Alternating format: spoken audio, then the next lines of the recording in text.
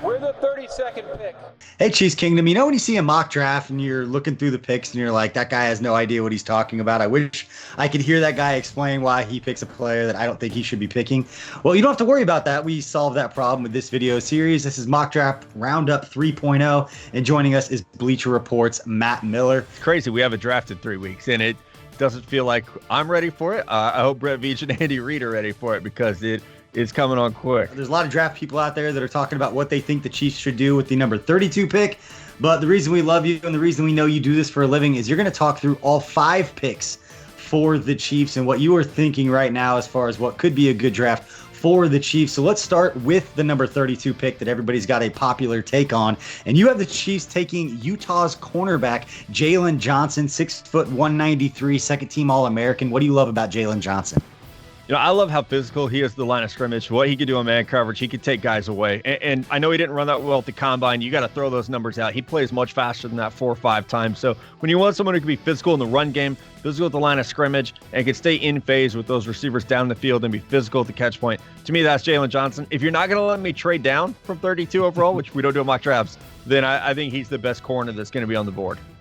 What's the difference? Because there's been a lot of cornerbacks whose names have been put up there. Jeff Gladney's a name. A.J. Terrell is a name that's there. What is it about Jalen Johnson that you think fits so well? And I know you talk about physicality, and anyone seems Steve Spagnuolo's cornerbacks, they've got to be able to tackle. They've got to come up and play press. And you look at Jalen Johnson, allowing just 2 of 17 passes to be completed 20 yards or more down the field, according to Pro Football Focus. So we know he's got that ability to kind of track the ball down the field. But what is it that separates him from some of the other cornerbacks whose names you hear quite a bit connected with the Chiefs at 32, or just top corners in this draft overall? Yeah, you know, I'm a big fan of Jeff Gladney, who you mentioned from TCU. He's a little bit smaller at 5'10", and will probably be off the board by 32 overall. So when I look at Jalen Johnson, A.J. Terrell, Trevon Diggs from Alabama, I think Johnson is the most NFL ready of those players and also matches that physicality that you want at the position, because you're going to have to bust up bubble screens. You're going to have to stop the run on the outside, but then you're going to have to turn around with Keenan Allen and Mike Williams down the field. You're going to play with Cortland Sutton, and the Broncos are probably going to add a receiver. The Raiders have a plethora of receivers. They're probably going to add one in the first round as well. So I want somebody that can be plug and play. This team that just won a Super Bowl. So you're not looking for developmental players at 32. You're looking for guys who can come in and contribute at a high level right away. Looking at the guy who checks all the boxes on paper from a physical standpoint at cornerback. And now we move to the second round pick, and it looks like you've got a guy that checks all the boxes from a physical standpoint from that tweener tight end / receiver with Notre Dame's Chase Claypool, a guy that was getting a lot of pub around the combine, 6'4", 238, over 1,000 yards and 13 touchdowns, jumps off the page. But the number one question with him is, what position is he? Is he a corner, or is he a receiver, or is he a tight end? Where does he fit, and how can you utilize him in an offense like the Chiefs have with Andy Reid and Patrick Mahomes?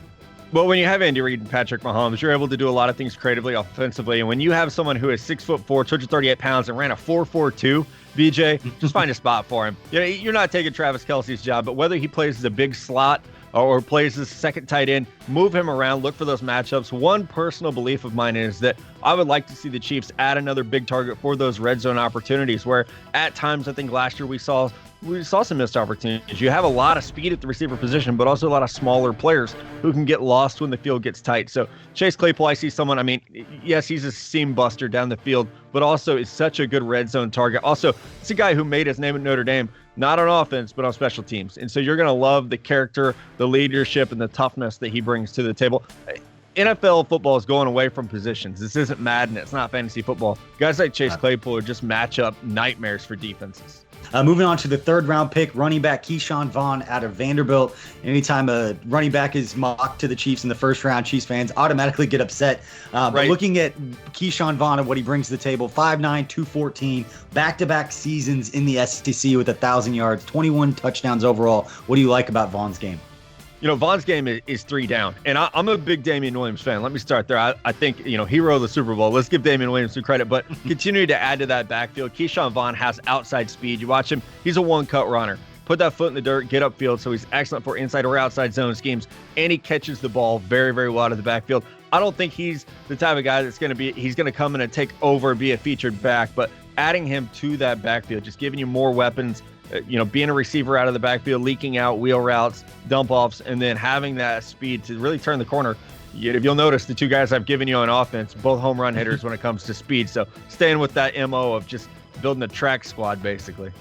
Everybody's talking about Damian Williams and Darwin Thompson, the rookie last year. We can't forget about Darrell Williams, who went down with that hamstring injury. We know what he can do, especially going back to that Baltimore game, what he was able to do and helping chip in. Moving on to the 4th round, and this is a player that if you've watched a lot of big-time college football, you've seen Troy Dye, the linebacker out of Oregon, play 386 career tackles in 4 straight seasons with at least 700 snaps played. Yeah, and BJ, what people miss with Dye is he was asked to rush a lot more this year off the edge as a blitzer. They were putting him in the slot, basically. Oregon was, and saying, okay, you're either going to stop screens, you're going to press the line of scrimmage, or you're going to blitz and make an impact. And he made a huge impact there, come off the edge. He's a little bit small, 6'4", so great length, but only 224 pounds. So a player who I think right away you see him in nickel situations could be on the field a lot with his coverage ability. No, he's not great stacking up against the run, so he's not going to be tackling Derrick Henry in the playoffs for you, but you have guys who can do that. So I think with Dye, you're not getting a 3-down plug-and-play starter at the linebacker position, but you're continuing to fill out that